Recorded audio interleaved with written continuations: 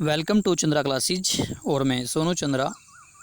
आज आपके सामने दिसंबर 2019 में जो प्राथमिक स्तर का सीटेट का पेपर हुआ था उसकी साइकोलॉजी अर्थात बाल विकास एवं मनोविज्ञान को लेकर आया हूँ, उसका सोल्यूशन लेकर आया हूँ। इससे आपको काफ़ी लाभ मिलेगा, अर्थात आपने समझ जाएंगे पेपर किस प्रकार का हुआ था। और पेपर की यदि बात करते हैं, पेपर बड़ा आसान हुआ था साइकोलॉजी का। इससे बेटर पेपर यदि आ जाए मैं तो मानता नहीं हूँ। देखिए, बहुत से सोचते हैं कि जो बाल विकास का है, जो मनोविज्ञान में जो पेपर क्वेश्चन आते हैं सारे 4 ऑप्शन है एक जैसे आते हैं, ऐसा नहीं है। यदि आपको अच्छे से पढ़ेंगे और तैयारी करेंगे तो आपको बहुत ही आसान लगेगा। तो चलिए शुरुआत करते हैं पहले क्वेश्चन की। हाँ, यदि आप हमारे चैनल पर नए हैं या अब तक आपने चैनल को सब्सक्राइब नहीं किया है तो चैनल को सब्सक्राइब कर दीजिए ताकि नेक्स्ट वीडियो सबसे पहले आपके पास पहुंच जाइए। और आप विश्वास कीजिए, मैं जो साइकोलॉजी पढ़ाऊंगा आपको टॉपिक्स और वीडियो भी लेकर आऊँगा इन्वायरमेंट की और साइकोलॉजी की। आप पूरी वीडियो देखिए और उसके बाद ये देखना कि आपका जो साइकोलॉजी और इन्वायरमेंट है कितना आपका तैयार होता, कितना बढ़िया तैयार हो जाएगा। और आपके नंबर जो है 25, 26, 27, 28, 29 तक नंबर की मैं उम्मीद करता हूँ आपके नंबर आ जाएंगे। तो चलिए शुरू करते हैं। देखो पहला क्वेश्चन, भाषा के अर्जन एवं विकास के लिए सर्वाधिक संवेदनशील अवधि कौन सी है? यहाँ पर संवेदनशील की बात करते हैं। तो संवेदनशील का मतलब है कि एक ऐसी अवस्था जिस पर यदि माता पिता या शिक्षक ने ध्यान नहीं दिया तो बालक की जो दिशा बदल सकती है। तो इसमें जन्म से पूर्व ये तो हो ही नहीं सकती। ऑप्शन थर्ड देखिए, मध्य बाल्यावस्था, ये भी नहीं है। किशोरावस्था, ये भी नहीं है। तो राइट आंसर जो है ऑप्शन 2 है, प्रारंभिक बाल्यावस्था। देखो, प्रारंभिक बाल्यावस्था इसका सही आंसर है। बात करते हैं हम जो बालक के नैतिक विकास की। बालक का जो नैतिक विकास है वो सर्वाधिक, अर्थात बालक जो सर्वाधिक नैतिक होता है, बालक सबसे ज़्यादा नैतिक होता है बाल्यावस्था में। ध्यान रखेंगे, यदि ऑप्शन में प्रारंभिक बाल्यावस्था आता है तो राइट आंसर, सर्वाधिक बालक नैतिक होता है। अगर माता पिता या शिक्षक उसकी तरफ, बच्चे की तरफ अच्छी तरीके से ध्यान दे लेंगे तो बच्चा जो है पूरी लाइफ उसकी बहुत अच्छी बन जाएगी। यदि ध्यान नहीं दिया जाएगा तो बालक जो है, कह देते हैं ना बचपन क्या बिगड़ा हुआ, तो ये कह सकते हैं कि बालक जो है बिगड़ भी सकता है, अर्थात गलत राह पे चल सकता है। इसलिए प्रारंभिक बाल्यावस्था या बाल्यावस्था भी ऑप्शन में आ सकता था। अगर ये ऑप्शन में नहीं आता प्रारंभिक बाल्यावस्था तो उसमें क्या होगा, इसका क्या है, ये आपका जो है संवेदनशील अवधि मानी जाएगी। नेक्स्ट क्वेश्चन, निम्न में से कौन सी लॉरेंस कोलबर्ग के द्वारा प्रस्तावित नैतिक विकास की एक अवस्था है? लॉरेंस कोलबर्ग की जो अवस्था बताई गई है, कौन सी लॉरेंस कोलबर्ग की एक विकास की अवस्था बताई गई है? अब देखो, प्रसूति अवस्था, ये तो आपके कुछ की है, सिगमंड फ्राइडे की है, ये भी नहीं है। इसके बाद जो है आपका मूर संक्रियात्मक अवस्था किसने दी है? ये जीन पियाजे ने दी है, ये भी नहीं है। तो दोनों ऑप्शन तो नहीं है। इसके बाद उद्योग बनाम अधीनता अवस्था, ये भी नहीं है। राइट जो इसका आंसर सामाजिक अनुबंध अभिन्यास है, क्योंकि नैतिक विकास के बारे में बात कर रहा है। नैतिक विकास के बारे में किसने बताया था? नैतिक विकास के बारे में किसने बताया था भाई? इसके बारे में बताया था लॉरेंस कोहलबर्ग ने। और इसका जो राइट आंसर है सामाजिक अनुबंध अभिन्यास, अर्थात सामाजिकता से ही आपका नैतिक विकास संभव है। नेक्स्ट, कक्षा के परिचर्चा के दौरान एक शिक्षक प्राय लड़कियों की तुलना में लड़कों पर अधिक ध्यान देता है। तो यह किसका उदाहरण है? तो सीधी सी बात है, शायद सभी समझ चुके होंगे। ये क्या है? जेंडर पक्षपात। राइट आंसर, फर्स्ट जो राइट आंसर है ये क्या है? सीधा सीधा जेंडर पक्षपात है। नेक्स्ट चलते हैं, नेक्स्ट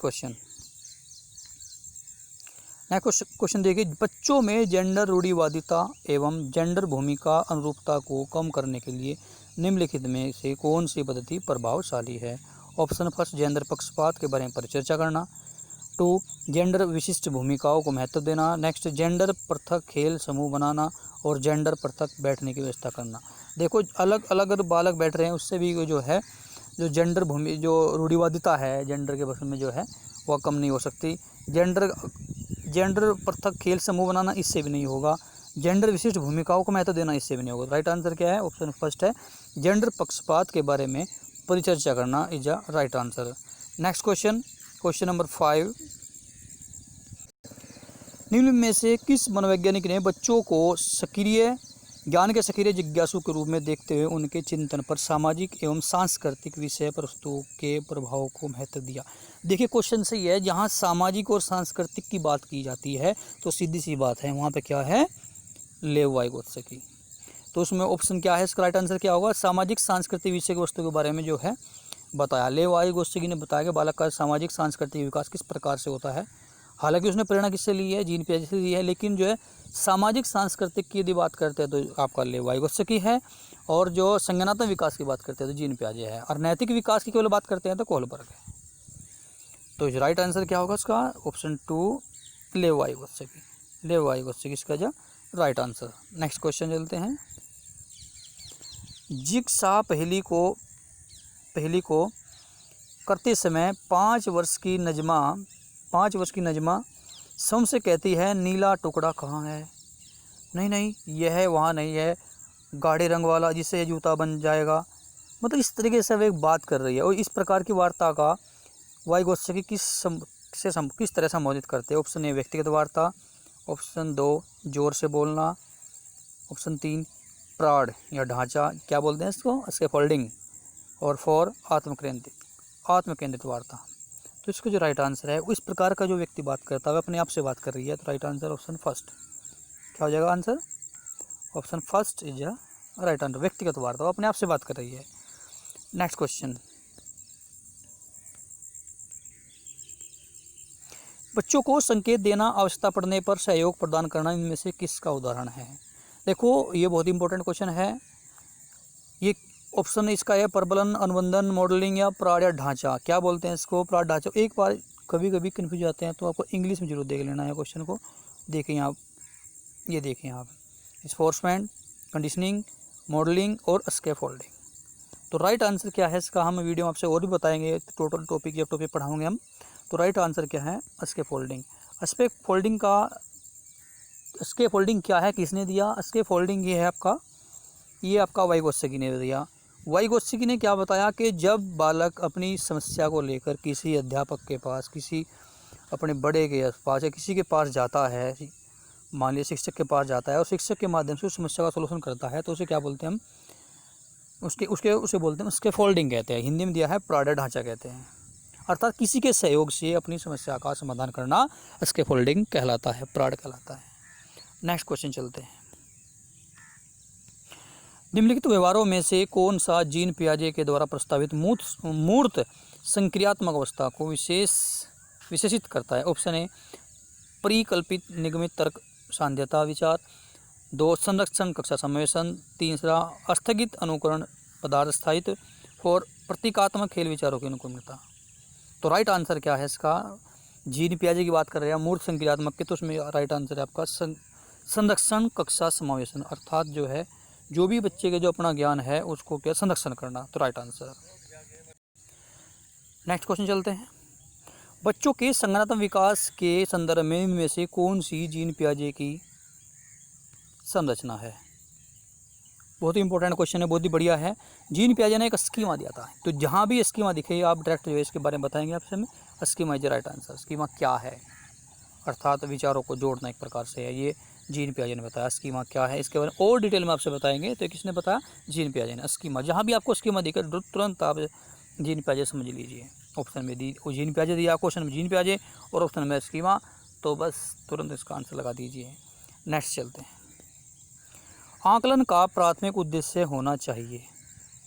आकलन, आप बच्चे का आकलन करना चाहते हैं, किस प्रकार से बच्चों की जो आप विशिष्टताओं का पता करना चाहते हैं, इसके अंदर कितना टैलेंट है।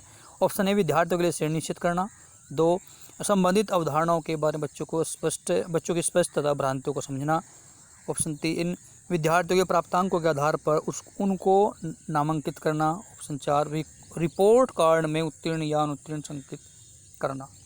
तो रिपोर्ट कार्ड में उत्तीर्ण या अनुत्तीर्ण करना ये तो कभी हो ही नहीं सकता, इससे तो कभी भी बच्चे के सही आकलन का पता नहीं चलेगा। विद्यार्थियों प्राप्तांकों के आधार पर ये भी नहीं हो सकता। विद्यार्थियों में श्रेणी निश्चित करना ये भी नहीं होता। राइट आंसर क्या है, ऑप्शन 2 संबंधित अवधारणाओं के बारे में बच्चों की स्पष्ट भ्रांतियों को समझना। यदि आप बच्चों की जो भ्रांतियों को समझ रहे हैं, की स्पष्टता समझ रहे हैं बच्चों के बारे में, अवधारणाओं को, तो समझ लीजिए आपने उस बच्चे का सही आकलन किया है, तो राइट आंसर। नेक्स्ट क्वेश्चन चलते हैं। निम्नलिखित कथनों में कौन सा बुद्धि के बारे में सही है। बहुत ही अच्छा क्वेश्चन है। बुद्धि एक निश्चित योग्यता है जो जन्म के समय ही निर्धारित होती है। बुद्धि को मानवीकृत परीक्षणों के प्रयोग से सटीक से मापन निर्धारित किया जा सकता है। बुद्धि एक एकात्मक कारक तथा एक विशेषक है और लास्ट ऑप्शन बुद्धि बहुआयामी है तथा जटिल योग्यताओं का समूह है। देखो इसका जो राइट आंसर है वो आंसर हो जाएगा ऑप्शन नंबर 4, बुद्धि जो है बहुआयामी है तथा जटिल योग्यताओं का समूह है। जो हार्वर्ड गार्डन ने बुद्धि के बारे में बताया, बहुआयामी सिद्धांत दिया था, तो हार्वर्ड गार्डन का जो बुद्धि क्या है, बहुआयामी है। और 7 प्रकार की बुद्धि हार्वर्ड गार्डन ने बताई थी, उसके बाद 2 और बताई थी, बट स्टार्टिंग में 7 बुद्धि के बारे में बताया था। तो बुद्धि एक बहुआयामी तथा जटिल योग्यताओं का समूह, right answer. Next question, question number 12 है, रूही हमेशा समस्या के एकाधिक समाधानों के बारे में सोचती है, इनमें से काफ़ी समाधान मौलिक होते हैं, रूही किन गुणों का प्रदर्शन कर रही है? सभी सोच रहे हैं इसका आंसर क्या है। देखो यहाँ पर भी मौलिकता की बात करते हैं, तो आप समझ लीजिए यहाँ मौलिक समाधान की बात कर रहे हैं। तो इसका आंसर जो है अभिसारिक नहीं हो सकता, अन्यविचारक नहीं हो सकता, आत्मकेंद्र नहीं हो सकता, राइट आंसर जो है सृजनात्मक विचारक। देखो सृजनात्मकता क्या है ये भी आपसे बताएंगे, थोड़ा सा बताते हैं। सृजनात्मकता अर्थात जो है मौलिक संसाधनों के बारे में सोचकर समस्या का समाधान करना, अर्थात एक अलग तरीके से कोई किसी समस्या के समाधान के लिए किसी एक ऑप्शन को न चुनना, बाकी जो है उसके अलग ऑप्शन पर भी ध्यान देना, अर्थात जो मौलिक साधन है उसके तरफ ध्यान देना और उनके माध्यम से समस्या का समाधान करना ही सृजनात्मकता कहलाता है। अर्थात को नए तरीके से जितने भी संसाधन है किसी समस्या समाधान के, उन सब के बारे में सोचना। नेक्स्ट क्वेश्चन, क्वेश्चन नंबर 13, शिक्षण अधिगम प्रक्रिया में वंचित समूह से संबंधित विद्यार्थियों के द्वारा सहभागिता कम होने की परिस्थिति में एक शिक्षक को क्या करना चाहिए? देखो शिक्षण अधिगम प्रक्रिया में वंचित समूह से संबंधित विद्यार्थियों के द्वारा सहभागिता कम होने पर क्या करेगा शिक्षक? बच्चों को विद्यालय छोड़ने के लिए कहना चाहिए, गलत, ये तो हो ही नहीं सकता। इस स्थिति को जैसा है स्वीकार कर लेना चाहिए, नहीं हो सकता। इन विद्यार्थियों से अपनी अपेक्षाओं से कम करना चाहिए, हो ही नहीं सकता। तो अध्यापक को करना क्या चाहिए? राइट आंसर 4, अपनी शिक्षण पद्धति पर विचार करना चाहिए तथा बच्चों को सहभागिता में सुधार करने के लिए तरीके ढूंढने चाहिए। समझ में आ गई बात? अपनी शिक्षण पद्धति पर विचार करना चाहिए तथा बच्चों में सहभागिता में सुधार करने के लिए तरीके ढूंढने चाहिए। शिक्षण नहीं, बच्चों के समझ में नहीं आ रहा है, बच्चे कम पार्टिसिपेट कर रहे हैं। नेक्स्ट क्वेश्चन, एक समावेशी कक्षा में एक शिक्षक को विशिष्ट शैक्षिक योजनाओं को तैयार नहीं करना चाहिए। ऑप्शन ए, कभी कभी तैयार करना चाहिए, ये भी गलत, ये भी गलत। सही रूप से तैयार करना चाहिए और तैयार करने के लिए हतोत्साहित करना चाहिए, ये भी गलत। सीधा आसान क्वेश्चन, सक्रिय रूप से तैयार करना चाहिए। नेक्स्ट क्वेश्चन, पठन वैफल्य बच्चों में प्राथमिक लक्षण क्या है? देखो बच्चे पढ़ने में प्रॉब्लम कर रहे हैं, तो सीधी सी बात है पठन वैफल्य। इसको इंग्लिश में देख लीजिए आप, क्वेश्चन को एक बार इंग्लिश में देख लीजिए क्या है। डिसलेक्सिया, ये आपको आसान हो जाएगा। ये क्या है यहाँ पर? डिसलेक्सिया है।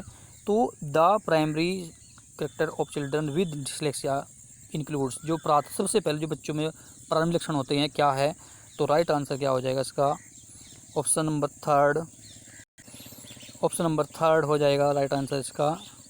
धारा प्रभाव पढ़ने में की अक्षमता, अर्थात बच्चे को जो पढ़ने में प्रॉब्लम हो रही है, पठन में डिसलेक्सिया है, ध्यान रखेंगे। नेक्स्ट, शिक्षा का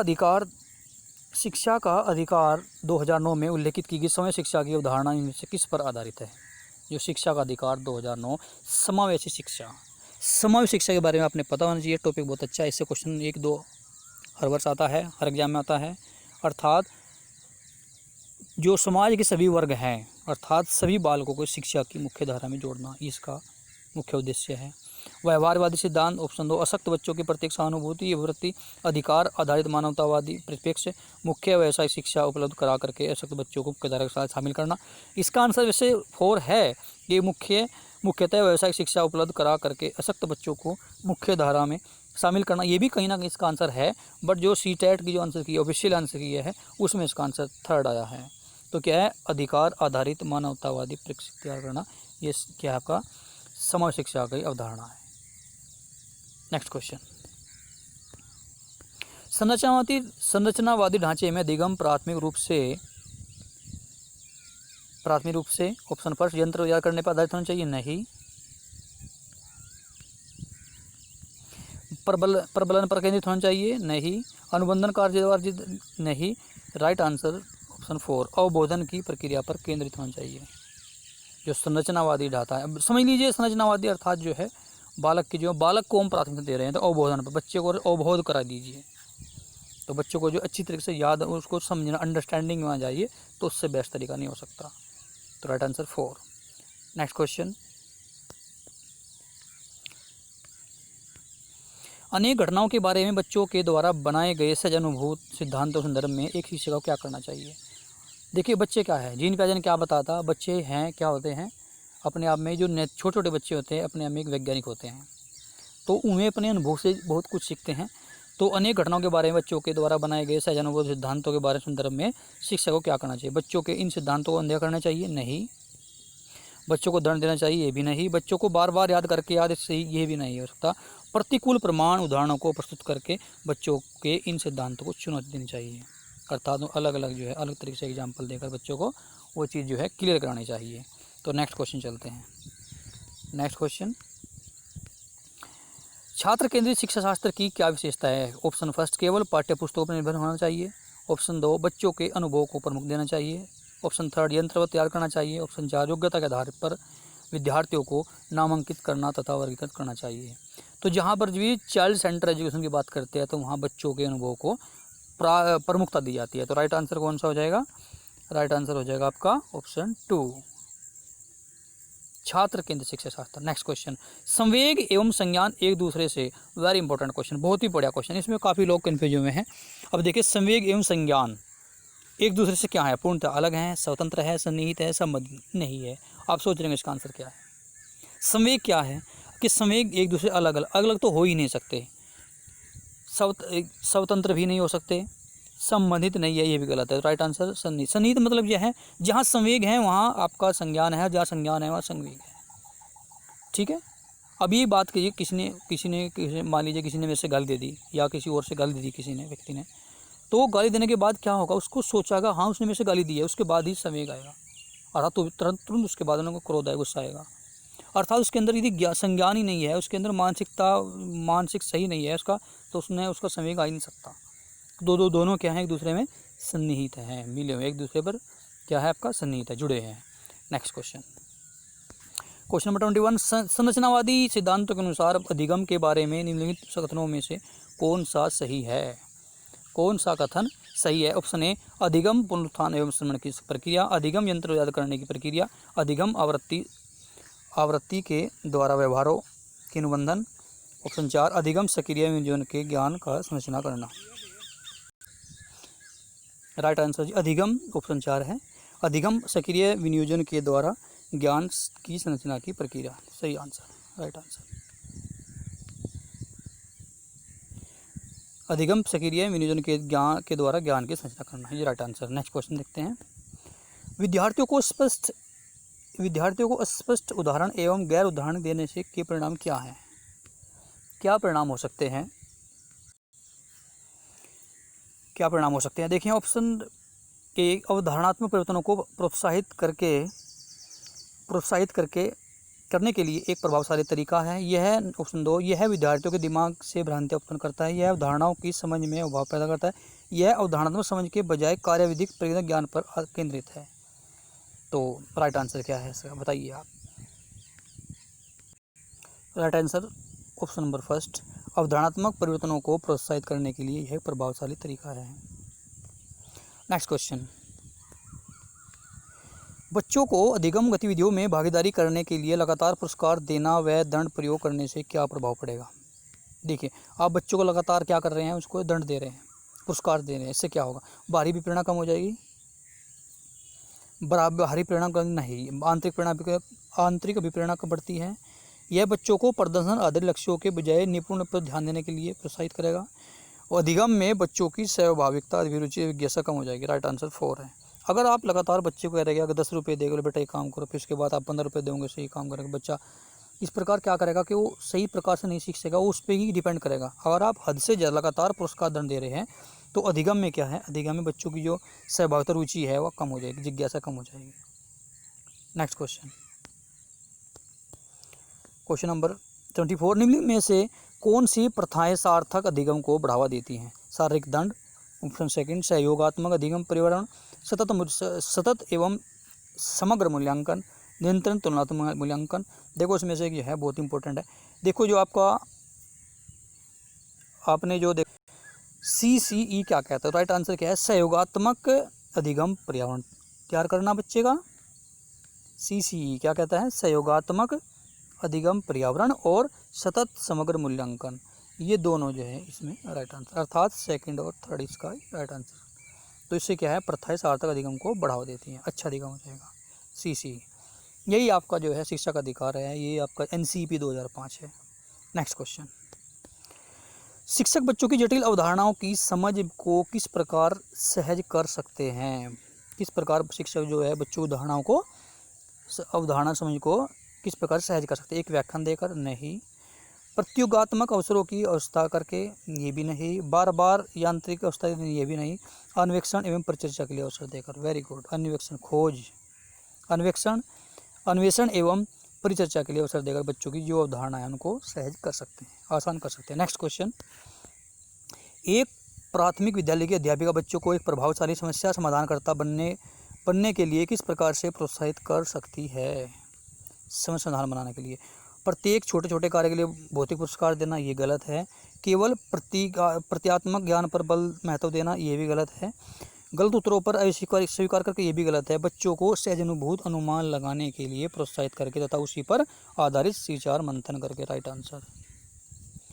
अर्थात बच्चा क्या है, मैं पहले ही बताता जिन पेज में, बच्चा एक छोटा सा नन्हा वैज्ञानिक है, बच्चों के उनके अनुभव को आपको जो है वो अनुभव को बढ़ावा देना है। नेक्स्ट, निम्नलिखित अवधि में कौन से निम्नलिखित अवधि में से किसमें शारीरिक वृद्धि एवं विकास तीव्र गति से घटित होता है। वेरी वेरी इंपॉर्टेंट क्वेश्चन, बहुत ही अच्छा प्रश्न है, बहुत ही आसान क्वेश्चन है। जो स्पीड है, जो तीव्रता है, जो बालक के जो विकास, अर्थात बालक का विकास किस अवधि में सबसे फास्ट होता है, तीव्र गति से होता है। ऑप्शन ए शैशवावस्था एवं प्रारंभिक बाल्यावस्था, ऑप्शन 2 प्रारंभिक बाल्यावस्था एवं मध्य बाल्यावस्था, ऑप्शन सी मध्य बाल्यावस्था किशोरावस्था, ऑप्शन 4 किशोरावस्था वयस्कता।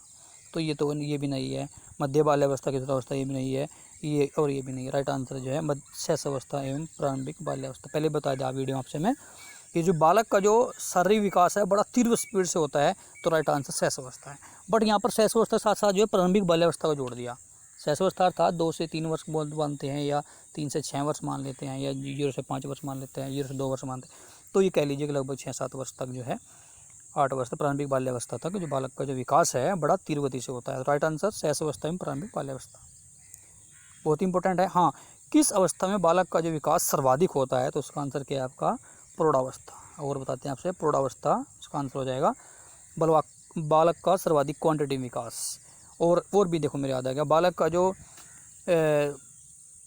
का विकास सबसे तीव्र गति से क्या बताया हमें, शैशवावस्था। सबसे ज़्यादा किसने बताया है हमें, प्रौढ़ावस्था। और बुद्धि का विकास सर्वाधिक किस अवस्था में होता है, तो उसका आंसर जो है आपका किशोरावस्था है। और किशोरावस्था में भी, उत्तर किशोरावस्था में बुद्धि का सर्वाधिक विकास होता है। नेक्स्ट चलते हैं, क्वेश्चन नंबर 28, निम्नलिखित में से कौन सा विकास का सिद्धांत नहीं है। विकास का सिद्धांत, विकास जीवन प्रयत्न चलता रहता है, रही सही है ये भी। और विकास परिवर्तनीय होता है, ये भी सही है। विकास आनुवंशिक एवं परिवर्तन दोनों से प्रभावित, विकास आनुवंशिक एवं पर्यावरण दोनों के द्वारा प्रभावित होता है। देखो उसमें क्वेश्चन ध्यान करने के, क्वेश्चन नहीं है, क्वेश्चन नहीं है, तो जो सा नहीं है, विकास सिद्धांत नहीं है। तो विकास सिद्धांत क्या है कि विकास सार्वभौमिक तथा सांस्कृतिक संदर्भ में प्रभावित नहीं है, तो ये है। जबकि होता है, ये भी है। तो इसका विकास राइट आंसर क्या हो जाएगा, ऑप्शन 4, विकास सार्वभौमिक है तथा सांस्कृतिक संदर्भ इसे प्रभावित नहीं करता, गलत दिया है। सिद्धांत सांस्कृतिक प्रभाव इससे प्रभावित करता है, तो इसका विकास सिद्धांत ये नहीं है। और इसके ऊपर जो हमें पता है ये भी इसका है, विकास आंशिक एवं पर्यावरण दोनों के द्वारा प्रभावित होता है, ये भी एक विकास का अपना क्या है, सिद्धांत है। Next question, question number 29। Next question number 29, व्यक्तिक विभिन्नताओं का प्राथमिक कारण क्या है। अलग अलग लोग होते हैं, इस प्रकार जो मुख्य कारण क्या है, लोगों के माता पिता से प्राय अनुवांशिक संकेत होता है, ये भी नहीं। जन्मजात विशेषता है, ये भी नहीं। पर्यावरण प्रभाव, ये भी नहीं। अनुवांशिक एवं दोनों, जहाँ पर दोनों मिल जाएं वो बात अलग है कि सब ऑप्शन ध्यान दें, लेकिन अनुवांशिकता एवं पर्यावरण है ना, अनुवांशिकता एवं पर्यावरण दोनों के बीच जटिल पारस्परिक क्रिया होती है, तभी व्यक्तिक विभिन्नता व्यक्तियों में, बालकों में आती है।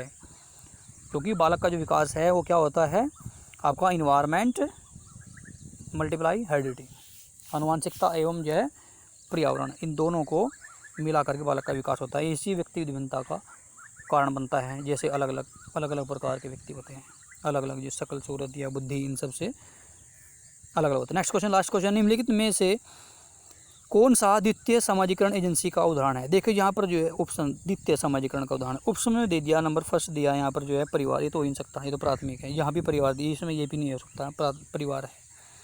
तो इसका राइट आंसर हो जाएगा ऑप्शन थर्ड, विद्यालय और मीडिया।